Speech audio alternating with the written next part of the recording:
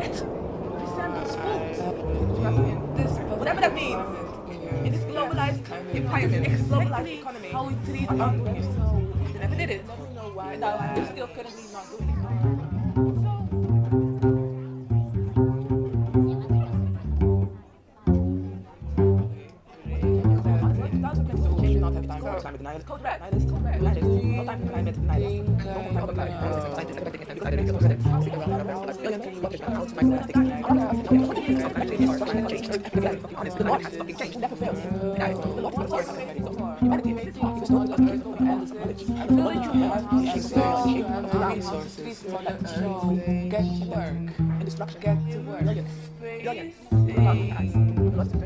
What do you mean with me?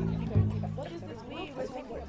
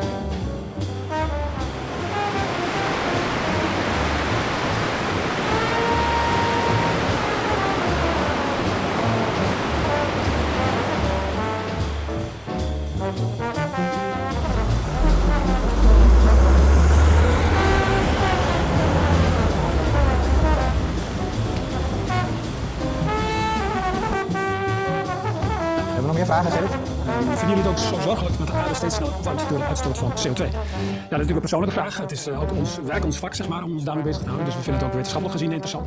Maar het is natuurlijk ook wel zorgelijk. Want vooral als je kijkt naar de oorzaak van de opwarming, dat zijn we namelijk zelf, doordat we fossiele brandstoffen verstoppen. Dus ja, het is eigenlijk een heel dubbel gevoel wat we erbij krijgen. Ja, en om daar aan te vullen wat Gerrit ook vertelde eerder vandaag, is dat eigenlijk is een dag als vandaag een heel mooi voorbeeld voor weer in de toekomst in Nederland veel normaler zal worden. Wat we nu, zoals we vandaag heel extreem gaat.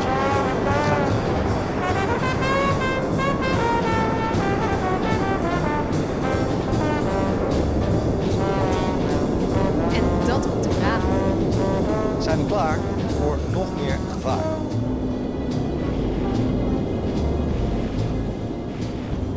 Dramatische gevolgen For this hebben. beekeeper, the Sommige plekken situation is extreme done. droogte met bosbranden. Op andere plekken juist weer veel te veel regen. Dan miljoenen Piero, one of 2,000 Sicilian beekeepers, has never seen anything like this before. This summer, he lost more than half of his bees when an unprecedented heat wave hit the whole In het region. ergste geval al meer dan 5 meter. Hoogste tijd dus om de CO2-uitstoot zo snel mogelijk te verlagen. Juist op die plekken zijn veel auto's. En die stoten, net als ander verkeer, giftige gassen uit, zoals stikstof en fijnstof. Is dit speciale kopje gemaakt? Nou, wat je hier ziet is wat je eigenlijk als je een aardbol 45 jaar lang inademt aan fijnstof. Dat zit hierin, dat is deze kleur. Dit is natuurlijk schoon. En dat zie je, is gewoon wit. Dit is dus die lucht die je in ademt. En die viezigheid is niet alleen vervelend voor mensen met astma.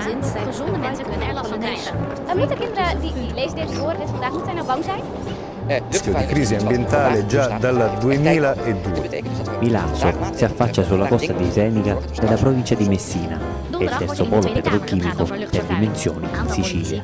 È stata pubblicata su una rivista prestigiosa, l'Epigenomics, uno studio condotto nella nostra Valle del Mela tra il 2007 e il 2009 su un campionamento di 2500 bambini, ai quali è stata riscontrata la metilazione del DNA di derivazione di inquinanti, quali polveri sottili, anidride solforosa, di derivazione.